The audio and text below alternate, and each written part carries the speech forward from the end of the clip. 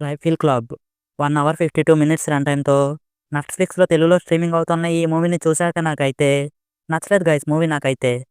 ముందుగా movie story విషయానికి వస్తే గ్యాండేల దయానంద్ తన కుమారుడిపై జరిగిన దాడికి బాధ్యత వహించి ప్రేమ జంటను పట్టుకోవటానికి వైనాడ్ రైఫిల్ క్లబ్‌కు చేరుకుంటాడు.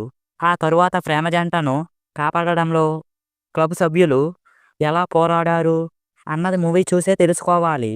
ఇక మూవీ అయితే హ్యాపీగా ఫ్యామిలీతో చూడవచ్చు. అడల్ట్ కంటెంట్ ఏమీ లేదు.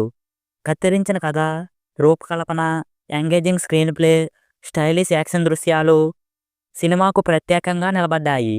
కమర్షియల్ ఎలిమెంట్స్ లేకపోయినా సినిమా ఆసక్తికరంగా సాగుతుంది.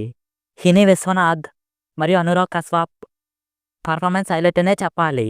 సినిమాటోగ్రఫీ మరియు యాక్షన్ సీన్స్ పిక్చరైజేషన్ బలంగా నిలుస్తాయి. ఇవి మూవీకి ప్లస్గా చెప్పవచ్చు. మూవీలో స్టోరీ అయితే అంతగా ఏమీ లేదు. మూవీ బోరింగ్ అండ్ స్లో నేరేషన్తో అనవసరమైన కాన్వర్జేషన్స్తో సాగుతుంది. ఏదో ఉన్నట్లు మూవీ మొత్తం సాగుతుంది కానీ లాస్ట్లో ఫైట్తో ఎండ్ చేస్తారు. ఇవి మూవీకి మైనస్గా చెప్పవచ్చు.